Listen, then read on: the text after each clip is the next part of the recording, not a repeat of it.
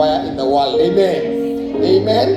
And we want them to lead us in this wonderful song. It's a hymn song. Roho yangu ikuimbie jinsi ulivyo mkuu. Amen. And nataka kila mtu akiri hayo maneno. Nataka uambie Mungu na ukiri jinsi yeye alivyo mkuu, kwa sababu yeye ni mkuu katika maisha yetu. Amen. So let us confess these words. Roho yangu ikuimbie jinsi wewe ulivyo mkuu, and allow God to minister to you before we hear the word of God. Amen. Glory to God. Thank you so much.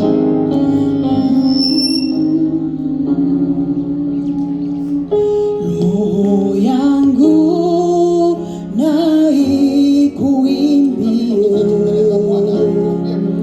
jinsi wewe ulivyo mkuu. Roho yangu na ikuimbie jinsi wewe ulivyo mkuu. Roho yangu na ikuimbie jinsi wewe ulivyo mkuu.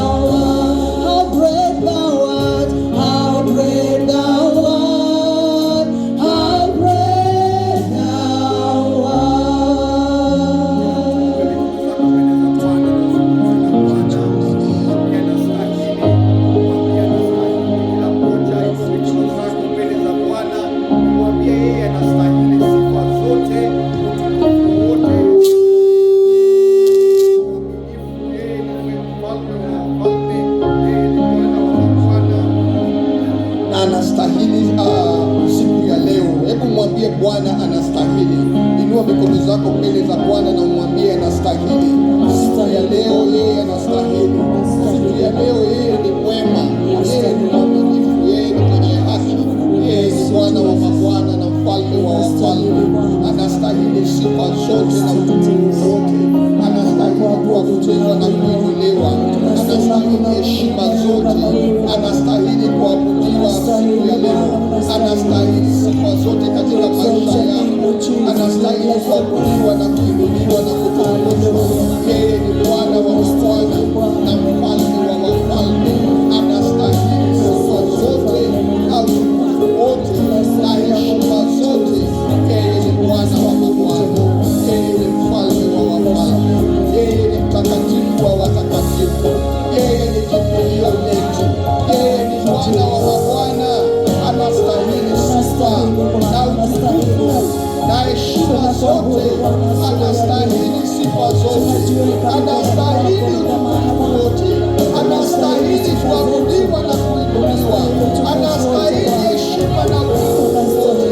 Unastahili Bwana, unastahili mfalme wa wafalme, unastahili Bwana wa mabwana. Siku ya leo unastahili, siku ya leo unastahili, siku ya leo unastahili, unastahili mfalme.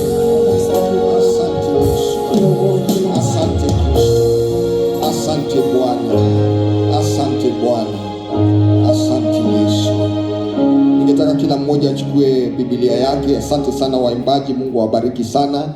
Chukua Biblia yako na uelekee katika kitabu cha Wafalme wa Pili.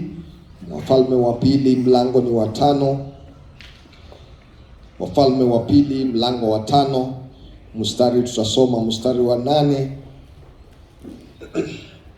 hadi mstari wa 14. Wafalme wa Pili, 2 Kings chapter 5 verse 8 up to 14. We are continuing with a series of the month, or the theme of the month of July, which is obedience. And I want to believe that we are going to continue to be blessed.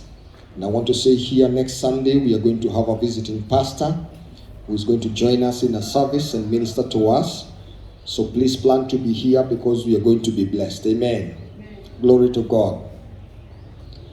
2 Kings chapter 5, 2 Kings chapter 5, verse 8 to 14. Are we all there? Tumefika pale. Now this is what the Bible says. And it was so when Elisha, the man of God, had heard that the king of Israel had rent his clothes, that he sent to the king, saying, Wherefore hast thou rent thy clothes? Let him come now to me, and he shall know that there is a prophet in Israel. So Naaman came with his horses and with his chariots, and stood at the door of the house of Elisha.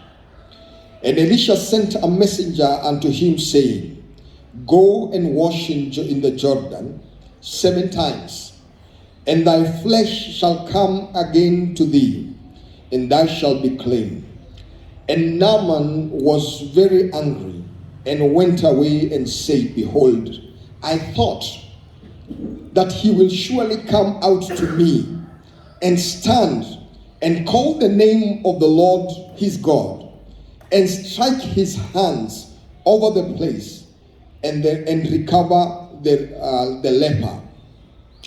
Are not Abner and Palpa, rivers of Damascus, better than all the rivers of Israel? May I not wash in them and be clean? So he turned and went away in a rage. Verse 13, and his servants came near and spoke unto him, and said, My father, if the prophet had told thee to do a great thing, would you not have done it? How much rather then, when he said to you, Wash and be clean?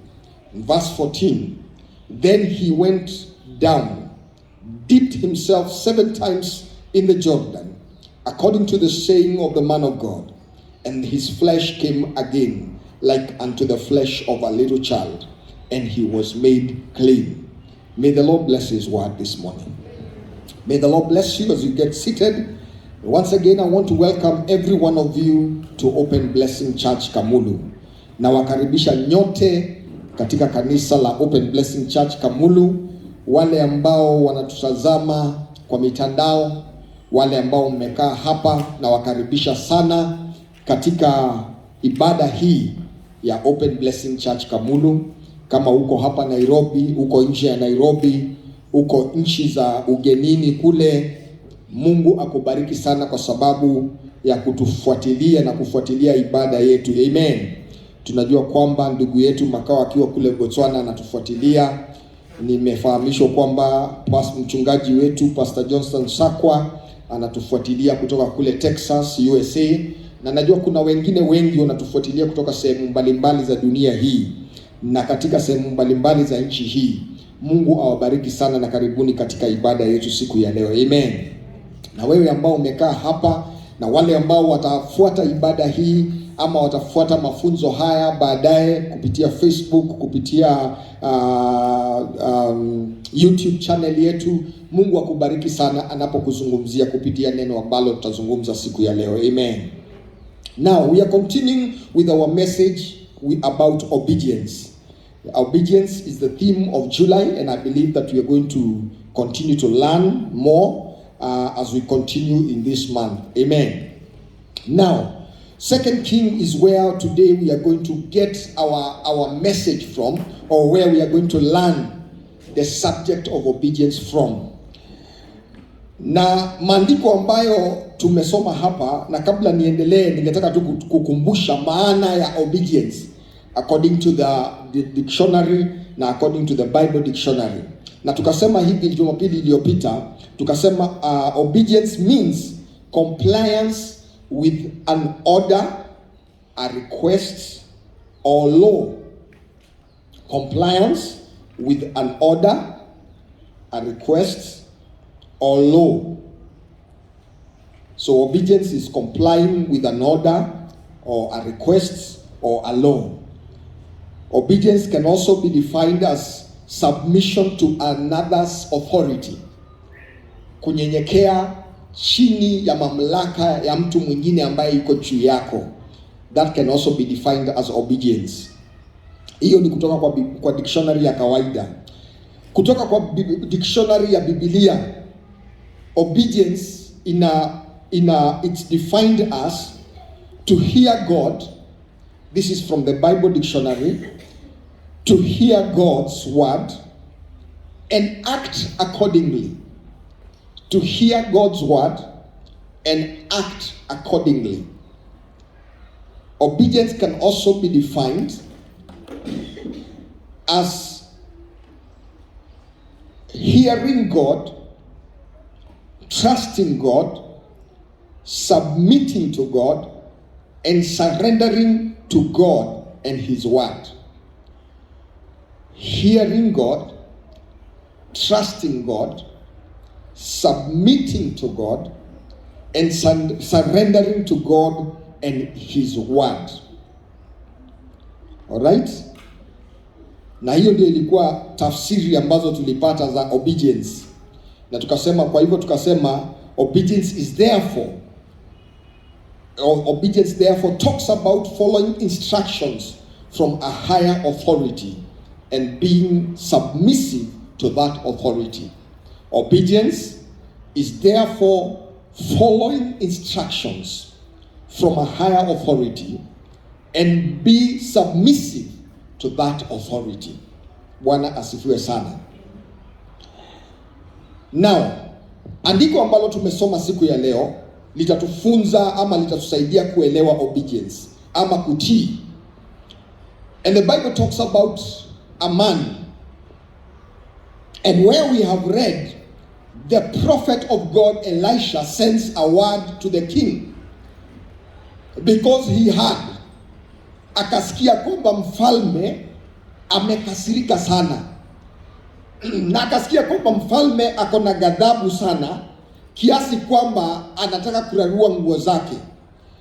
Na nabii wa Mungu Elisha akatumana neno kwa mfalme na akamwambia, kwa nini unataka kurarua nguo zako? mwenye anakufanya utake kurarua nguo zako, mwambie aje kwangu, ili kwamba ajue kuna nabii katika nchi ya Israeli. Now, nikikurudisha nyuma kidogo, if I take you back a little bit, in the beginning of that chapter, there is something that we get to understand about this man that Elisha has instructed to come to him. Because huyu mtu alikuja kwa mfalme. Alipokuja kwa mfalme, mfalme akamuuliza, kwani mimi ni Mungu? Na tunaona hapa kuhusu mtu ambaye anaitwa Naaman. Naaman hakuwa Mwisraeli. Naaman alikuwa Msyria. He was a Syrian guy. And not only was he a Syrian person, but the Bible says in verse 1 of chapter 5, 2 Kings, now Naaman, captain of the host of king of Syria, was a great man. He was a great man with his master. He was honorable because by him the Lord had given deliverance unto Syria. And he was also a mighty man of war. But he was a leper. Bwana asifiwe sana. And inaanza na kutueleza kuhusu Naaman ni nani. Na inatuambia kwamba Naaman alikuwa mtu mkubwa, mtu wa kuheshimika, mtu wa vita ambaye alikuwa ameheshimika katika nchi ya Syria. Na kupitia mkono wake Mungu alileta ushindi mkubwa kwa Wasiria. Pahala popote walipoenda kupigana chini ya Naaman walishinda. Hawakuwahi poteza vita, hawakuwahi kujipata kwamba wao ni mateka, kwa sababu Naaman alikuwa akona kibali kutoka kwa Mungu, na kwa hivyo chochote alichojihusisha kwake alipata ushindi. Na kwa sababu ya hiyo Naaman aliheshimika katika nchi ya Syria. Hata mfalme wa Wasiria alikuwa amemheshimu Naaman sana, kwa sababu yeye Biblia inamdescribe as a great man of war. Lakini inamalizia na kusema katika huo mstari, lakini alikuwa na ukoma. Bwana asifiwe sana. And you know how wakati mwingine watu wakikuangalia wanakutamani, wanakuangalia, wanakuheshimu, wanakuangalia wanaona wewe umebarikiwa, wanakuangalia wanaona wewe umefanikiwa, lakini hawajui katika hizo baraka na katika huo ufanisi kuna kitu fulani hapo hivyo inaweza kuwa inakusumbua. Kitu ambayo huwezi ambia mtu yoyote, si kweli? Kuna kitu una struggle nayo katika maisha yako. Watu wengine wakikuangalia wanaona umebarikiwa, wakikuangalia wanaona uko smart, wakikuangalia wanaona biashara zako zinaenda vizuri, wakiangalia maisha yako, watoto wako, mke wako, mume wako, wakiangalia vile ambavyo maisha yako yanakaa, inaonekana ni kana kwamba wewe hauna any challenges in life. But deep within you, you know that there are things, or there is something somewhere that is disturbing you. Maybe it is something that you cannot talk to somebody about. Ni labda ni kitu ambayo ndugu zako, dada zako hawezi ongea na wao kuhusu. Marafiki zako hawajui, wao wanaonaga mtu successful, mtu ambaye anaendelea vizuri. Naaman alikuwa mtu wa aina hiyo, alikuwa amebarikiwa, alikuwa watu wakimwangalia wanaona kwamba huyu jamaa ako sawa, anaheshimika, ni mtu ambaye ako na kibali, ni mtu ambaye anaendelea vizuri. Lakini Naaman alikuwa na shida moja, alikuwa na shida ya ukoma. Now, if you go back to the Old Testament and go back to the earlier books, you will realize watu ambao walikuwa na ukoma katika nchi ya Israeli hawakuruhusiwa kuchanganyikana na watu wengine. Wanakuwa considered as unclean, and therefore they were not allowed among other people. They had to be separated from other people. Maisha yao ilikuwa maisha ya upweke, maisha yao ilikuwa imetengwa. Hawakuruhusiwa kufanya mambo ya kawaida ambayo wengine walikuwa wanastahili kufanya. Kwa hivyo Naaman alikuwa anapigana na shida fulani, ingawaje alikuwa anaonekana ni mtu wa mkubwa, ana heshima, ana mali, ana kila kitu, lakini alikuwa anapambana na hali ya ukoma katika maisha yake. Biblia inatuambia kwamba wakati mmoja watu wa Syria walienda katika mambo yao ya vita, majeshi ya Syria wakaenda kwa vita, na wakati mmoja wakateka msichana mmoja nyara. They took captive of a young girl, na wakamrudisha kule Syria. Aliporudishwa Syria, akachukuliwa akakuwa a slave katika nyumba ya Naaman. Alikuwa anatumikia bibi ya Naaman, lakini huyu msichana alikuwa msichana Myahudi, na alipogundua yule Naaman bwana wake kwamba ako na ukoma, akamzungumzia yule bibi ya Naaman, akamwambia, ningetamani kama Naaman angeenda kule Israeli apate uponyaji.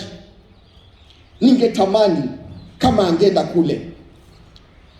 Na akaenda. Biblia inatuambia kwamba Biblia haijatuambia huyu msichana jina lake, haijatuambia huyu msichana alikuwa nani, haijatuambia chochote kumuhusu. In fact, hatujaambiwa historia ya huyo msichana kabla na after hapa. Kile ambacho tunajua ni kwamba katika kaportion kidogo tu alichukuliwa, akatekwa nyara, akajipata katika nyumba ya Naaman as a slave. Alipojipata katika nyumba ya Naaman as a slave, hapo akagundua kwamba Naaman ako na ukoma. Akakumbuka katika Israeli kuna nabii, kuna Mungu mkuu ambaye huleta uponyaji, ambaye huleta mabadiliko, ambaye hufanya mambo yabadilike. Na akaambia yule mama, bibi ya Naaman, ningetamani, I wish if my Lord can go back to Israel and get healing. Katika maisha yetu, there are people that have been sent in our lives. Na hao watu wanaitangwa destiny helpers. Sawa sawa. They are called destiny helpers. These people hawastahili kukaa katika maisha yako kwa muda mrefu. They are only brought in your life for a certain period. They are only brought in your life for a particular purpose. Wengine wanaweza kuja na wakae. Mungu anaweza tuma destiny helpers katika Open Blessing Church Kamulu. Wengine watakuja wakae. Lakini kuna wengine ambao watakuja kwa muda fulani na kwa sababu fulani na kusudi fulani. Kusudi hilo litakapomalizika, wao wataenda zao. So God brings along in your life people who are supposed to be your destiny helpers. People who have been brought into your life for a particular reason and a particular purpose, so that they can be able to help you go and get to another level of life. And when God brings a destiny helper, don't hang on to them so much. Because if they are not supposed to stay, they will not stay. They came for a particular reason and a particular purpose. Huyu msichana alikuwa a destiny helper wa Naaman. Hatujaambiwa ni yeye ni nani, hatujaambiwa alikuwa jina lake lilikuwa nani, na after that hatukuambiwa lolote kumuhusu. Lakini aliletwa tu ili kwamba Naaman aelekezwe kwa Mungu, aelekeze kwa Mungu wa Israeli ili kwamba apate uponyaji. Glory to God. So this girl introduces the God of Israel to Naaman. And Naaman goes to the king, his king wa Syria, na akamwambia, nimesikia kwamba kuna nabii ambaye ako Israeli ambaye anaweza niombea niweze kupona. Mfalme wa Syria akamwambia, na kupatia barua upelekee mfalme wa Israeli ili kwamba upate uponyaji. Na yeye Naaman, Biblia inasema akachukua mali, akachukua dhahabu, akachukua nini? Usome hiyo the whole chapter utaona. Akachukua mali mingi na zawadi nyingi, akaelekea Israeli pamoja na barua kutoka kwa mfalme wa Syria. Akapelekea mfalme wa Israeli akitaka uponyaji. Lakini wakati barua ilipofika kwa mfalme wa Israeli akakasirika sana, kwa sababu alikuwa anashangaa, mmekuja mimi niwaponye, kwani mimi ni Mungu? Na hasira yake ikakuwa kubwa sana kiasi kwamba kama mambo ingeendelea, yule mfalme wa Israeli hata angeanza vita na mfalme wa Syria, kwa sababu yeye alikuwa anashangaa, umetuma mtu nimponye, mimi ni Mungu. Lakini wakati huo mtumishi wa Mungu Elisha akasikia kuna shida katika nyumba ya mfalme, kwamba mfalme amekasirika, mfalme ako na ghadhabu kiasi kwamba ako karibu hata kurarua nguo zake. Na Elisha akatumana neno akasema, usikasirike, huyo jamaa amekuja kwako, mtume kwangu. Naaman akatumwa kwa Elisha. Alipotumwa kwa Elisha, kwa sababu Naaman alikuwa mtu wa kuheshimika kwao, alipofika katika mlango wa nyumba ya Elisha, Elisha hakutoka nje. Elisha alituma mtumishi wake na akamwambia, nenda umwambie Naaman aende Jordani aoge mara 7 na atapona. Biblia inasema kwamba Elisha na Naaman akakasirika sana, kwa sababu alikuwa anatarajia Elisha atatoka nje waonane uso kwa uso, na amwombee kwa njia ya heshima. Si unajua vile tunaheshimingi wanasiasa wanapokuja katika kanisa, hata saa nyingine mtu amekuja tu kuongea matope kwa kanisa, lakini tunampatia heshima. So Naaman alikuwa anatarajia atapatiwa heshima ya hali ya juu kulingana na jinsi alivyo, na kulingana na ile hali ambaye ako nayo, na kulingana na heshima aliyokuwa nayo. Alitarajia kwamba atapatiwa heshima hiyo, lakini alipofika katika nyumba ya Elisha hata hakutoka nje. Alituma mfanyikazi wake akamwambia, mwambie aende Jordani akaoge. Kwa sasa kitu cha kwanza kumkasirisha Naaman ni kwamba Elisha hakutoka nje. Kilichomkasirisha Naaman hata zaidi ni kuambiwa aende akaoge Jordani. Hiyo ilimkasirisha zaidi, kwa sababu Jordani haikuwa mto, ama haikuwa mto ambao ulikuwa msafi sana, ulikuwa mchafu sana ukilinganisha na mito ambayo ya Syria, pahali ambapo Naaman alikuwa ametoka.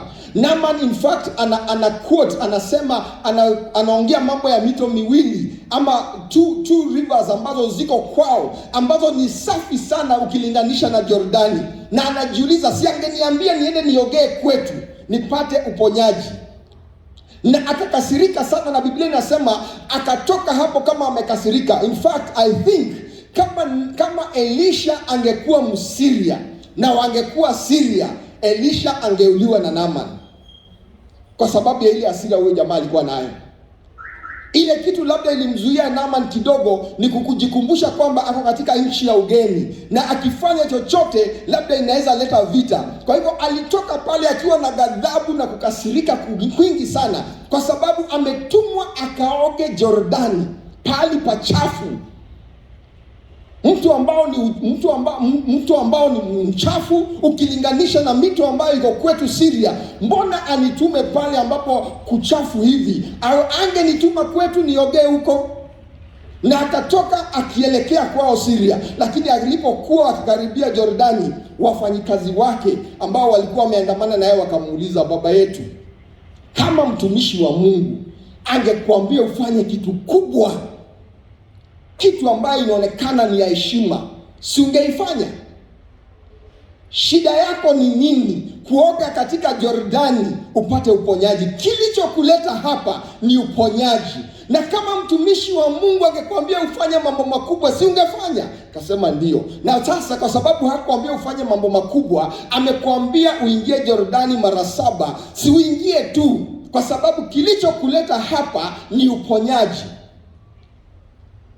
Naaman alikubali, na saa ingine ni vizuri kusikiza, si ni kweli? Hata kama uhasira zako zinapanda aji, saa ingine tu kuja chini usikize watu wengine. Kuna pahali tu mtu ataongea sense, ama namna gani? Saa ingine wataka kujifanya unajua sana, kama hujui, si ndio? Na hujui kila kitu kwa hii dunia. Saa ingine sikizaga watu wale wengine. Hauwezi kuwa unajua kila kitu kwa hii dunia. Sikiza watu wengine tu huku tu chini hivi, na utapata usaidizi. Na Naaman akasikiza watumishi wake, na labda alienda pale Jordani shingo upande akiwa amekasirika, labda akienda akinuna pale, amenituma hapa kwa mto uchafu, mbona angenituma kwetu kule kuna mito misafi, akinugunika. Lakini akafika pahali akaamua kutii, na akaenda Jordani na akaweza kujiosha mara 7. Biblia inasema kwamba verse 14, alipoingia, when he dipped himself 7 times his leprosy was cured, na ngozi yake ikarejea kama ya mtoto mdogo. Kwa nini? Obedience. Hallelujah. Obedience.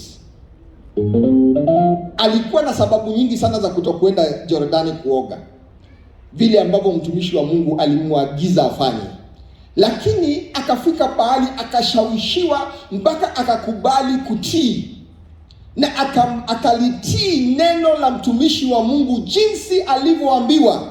Na alipotii vile alivyotii, alitoka pale akiwa amepona. In fact, Biblia inasema alipopona alikuwa akipita Jordani akielekea Syria sababu ya kukasirika. Aliposhawishiwa akaingia Jordani, alipopona badala ya kuelekea Syria, alirudi katika nyumba ya mtumishi wa Mungu kurudisha shukurani. Kuna wengine wenyu hapa, Mungu anakutendeanga mambo mingi. Anakutendea mambo, anakubariki, anajibu ombi lako ambalo umekuwa ukiomba. Akishajibu haukumbuki kumwambia Mungu asante. Wengine hata wanajipiga kifua. Nilikuwa nang'ang'ana na hii kitu na sasa nimefanikiwa. Unasahau si wewe, ikuwa wewe, ni Mungu. Na unatakiwa kurudi kwa Mungu umrudishie shukurani. But the point is, Naaman received his healing because of obedience. He received his healing because of obedience. Despite the fact that hakuwa anataka kuingia Jordani. Kulingana na yeye, Jordani haikuwa up to the standard yake ya mtu kama yeye. Si unajua kuna viwango huwa tunajiwekea. Si ni kweli? Si kuna viwango tunajiwekea. Siwezi fanya vitu fulani kwa sababu mimi nimepita kiwango hicho. Lakini unaenda kwa Mungu anakuambia, sasa nataka uende chini ya kiwango chako na ufanye hili kwa sababu uponyaji wako, muujiza wako, chochote ambacho unataka unaniomba nikupatie, it's pegged on obedience to my word. And today God is telling you, you must be obedient to God. Amen. And therefore Naaman received his healing because of obedience. Now what do we learn from this? Kuna mambo kadhaa tunajifunza kutoka kwa hii maandiko. Number 1, obedience means following God's lead even when we are not sure of the outcome. Following God's lead even when we are not sure of the outcome.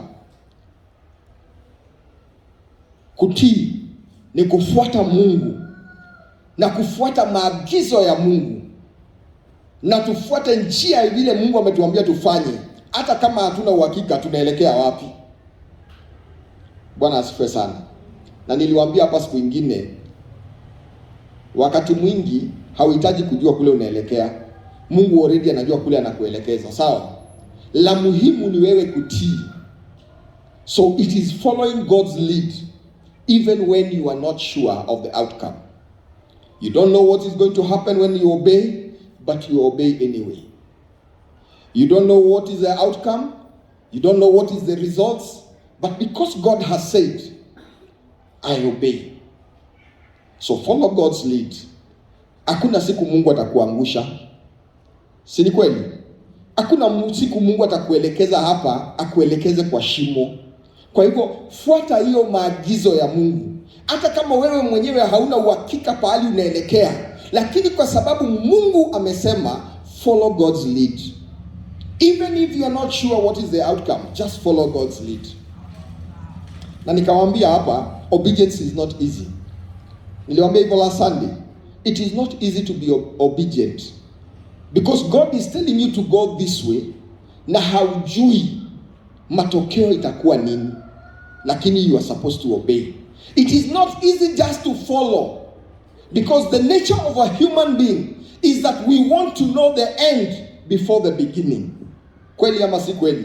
Tunataka kujua mwisho kabla ya mwanzo. Tunataka kujua tukifuata hii njia tunaelekea wapi. Na kama hatuna uhakika kule tunaelekea, hatutaki kufuata hiyo njia kwa sababu binadamu wanataka kuwa in control. But obedience says that you allow God to be in control. The second thing we learn from this is that obedience can be tough. Obedience can be tough. Many times, it means taking the higher road, even where there is an easy way out as an option. Kutii inatuambia kwamba tupitie ile njia ngumu, na sana sana Mungu hapitii njia za mikato. Mungu anataka wewe ufuate njia ile unastahili kufuata, ama ile amekuagiza ufuate. Ingawaji kuna njia zingine za mikato, Mungu anasema kwamba kama wewe ni mtiifu lazima ufuate ile njia yeye amekuagiza ufuate. So what we are saying is obedience many times will require you to take the higher road, even when there is an easy way out. Mungu hataki watu wake wafuate njia za mikato. Ya tatu, obedience may require sacrifice. Obedience may require sacrifice, discipline, and stretching out yourself outside our comfort zone. Obedience will require sacrifice. Kutii kunataka ile dhabihu, kutoa dhabihu. Kunahitaji nidhamu. Kutii kunataka utoke katika ile hali yako umezoea, what we call in English the comfort zone. Unajua kuna watu wengi wamekosa baraka za Mungu kwa sababu ya comfort zone. Comfort zone ni pali unaishi, pali ambapo chochote ambacho kinatendeka hapo unakielewa, unaelewa ni nini inafanyika. Kwa hivyo mtu akikwambia utoke hapo hautaki, kwa sababu haujui nini iko huko nje. Now obedience dictates that you must come out of your comfort zone. Toka hapo umezoea, enda pahali Mungu anakuambia, ili kwamba uweze kubarikiwa. So obedience requires sacrifice. You must sacrifice yourself. You must sacrifice yourself to pray. Kuomba ni sacrifice. Ama si kweli? Kama haka kabaridi vile kameshika. Hii kabaridi si iko. Bwana Kivandu. Hii kabaridi iko. Na ni kali. Na Mungu anasema uamke usiku uombe. Ukikanyaga tu nje hivi, ukipumua tu hivi ile baridi unasikia ndani ya blanketi haraka haraka. But God is saying you have to wake up and pray. That is sacrifice. Si ni kweli? It is sacrifice when you take your Bible to read. That is sacrifice. Kwa sababu kila mtu ako kwa Facebook, kila mtu ako kwa WhatsApp, kila mtu ako kwa Twitter, kila mtu ako kwa football, kila mtu ako kwa vitu gazeti, kila mtu ako. So for you to take your Bible instead of a newspaper, instead of WhatsApp, instead of Facebook, na hizo vitu sisemi ni mbaya, hizo vitu ni sawa, but for you to take your Bible and read your Bible is a sacrifice. So obedience requires sacrifice. Hata kuja kwa kanisa asubuhi ya leo si ni sacrifice. Hii baridi ni kali, hii baridi ni nzito, hii baridi haitaki mchezo, si ni kweli? Kwa hivyo kukuja kwa kanisa siku ya leo uko umekaa hapa, it's a sacrifice. To pray is a sacrifice. To do the things that God requires you to do, that is a sacrifice. So obedience calls for sacrifice.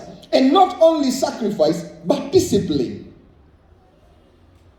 We must be disciplined as the people of God. Lazima tukue watu disciplined. Hallelujah. And not only should we be disciplined, but we must be willing to leave our comfort zones. Toka hapo umezoea kukaa hapo sana. Umekaa hapo na hujabarikiwa, hebu jaribu hapo pengine. Nimesikia tukiimba siku ya leo, kama Mungu wako hawezi, jaribu. Kama Mungu wako hasikii, ufanye nini? Ujaribu wangu. Kama wako ako mteja, si ujaribu?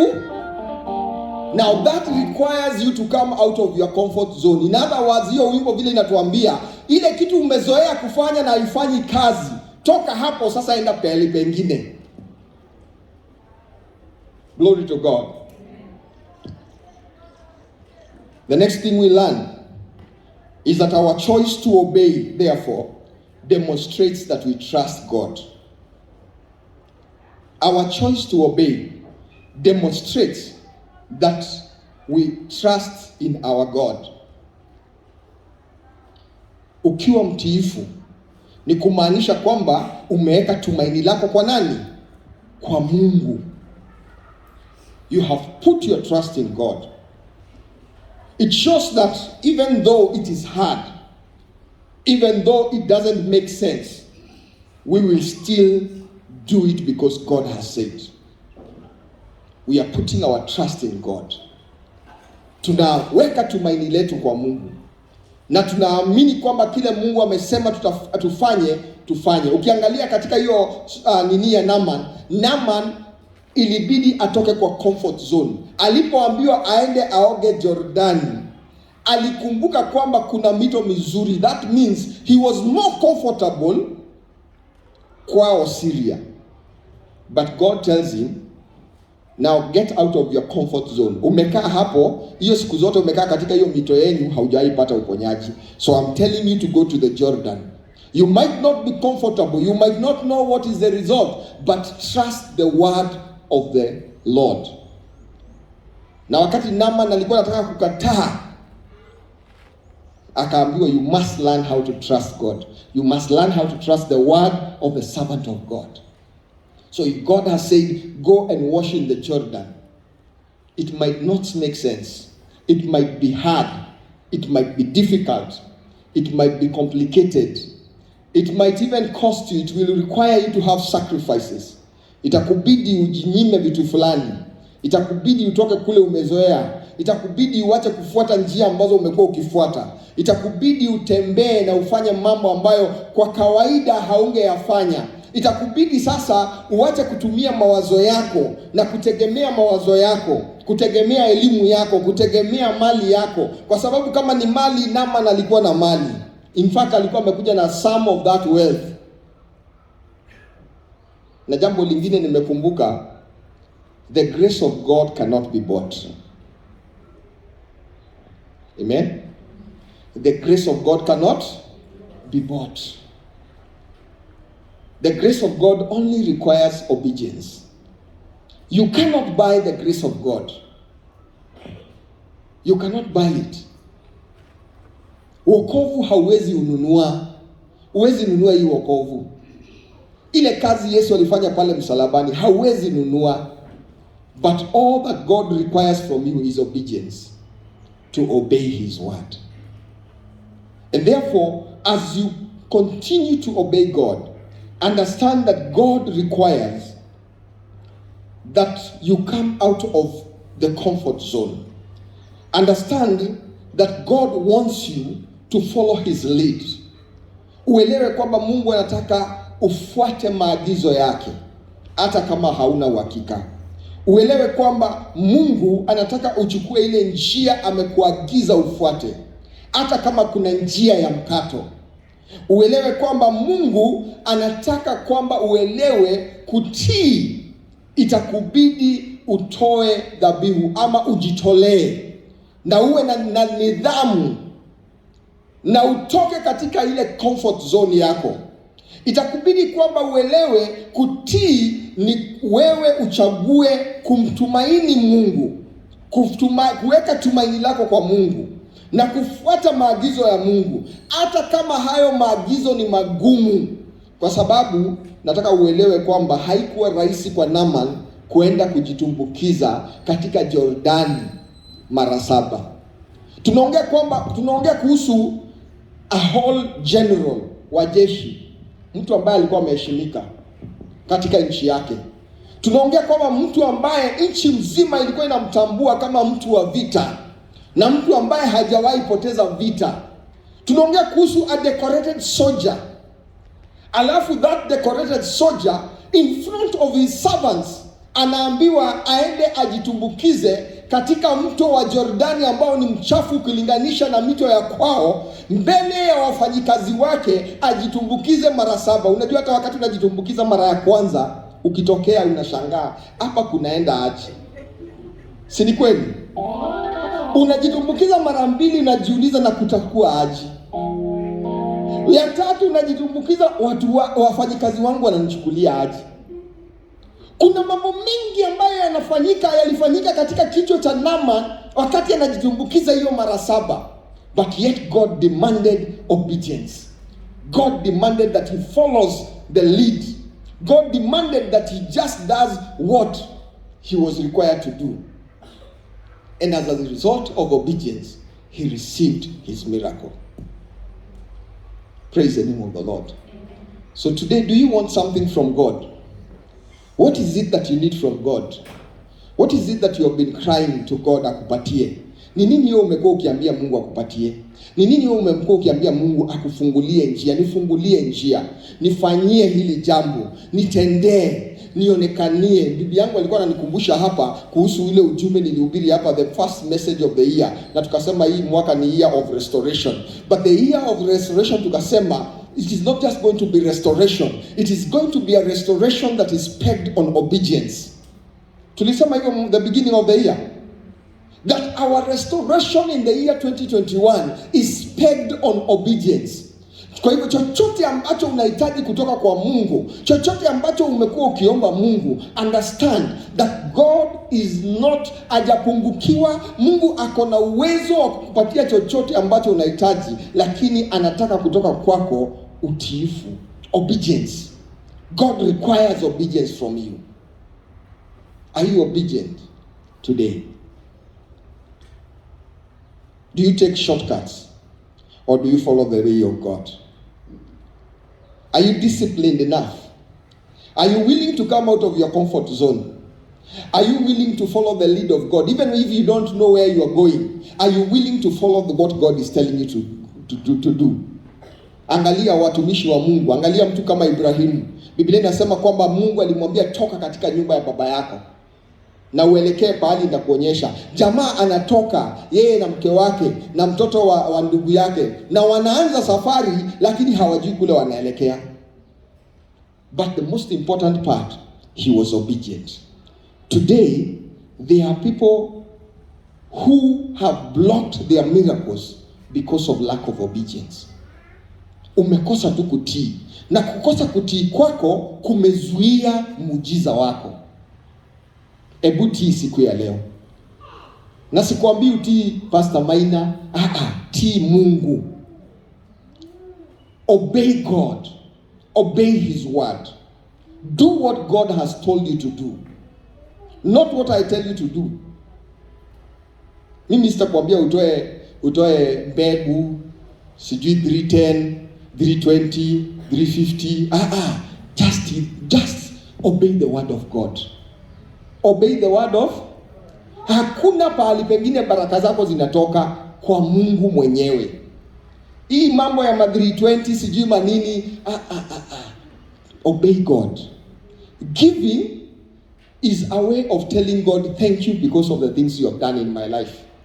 Thank you because I appreciate pahali umenifikisha, ni wewe umenifikisha. But the blessings of God must come from obedience. Hallelujah. So today I encourage us to obey God. Let us obey God. Kuna watu wamefungia miujiza yao sababu ya kukosa kutii. Hallelujah. Father, we thank you. We thank you because of your word. We thank you because, Lord, you are a great God. And today you have demanded from us obedience, oh God. And just like you reminded us last Sunday, that obedience is better than sacrifice. And Lord, you desire from every one of us to be obedient. And like Naaman, a Syrian man, coming from a foreign land, when he came before a servant of God, the servant of God, Elisha, did not need to come out to meet him. All he said is a word. And all that Naaman was required to do is obey that word. Lord, I pray that we obey the word. Help us to obey your word, to obey your leading, to come out of our comfort zone, to follow the highway as opposed to other shortcuts. to be ready to come out of and to deal with all the hardships, so long as we are able to obey the word of God. So I pray that, Lord, you're going to help us to be obedient this day. And in our lives, in our walk with you, that we will learn obedience. Help us to be obedient. Help us to humble ourselves in your presence, and we become obedient to you, O Lord. We thank you and we bless you. And we adore you because you're going to help us to be obedient.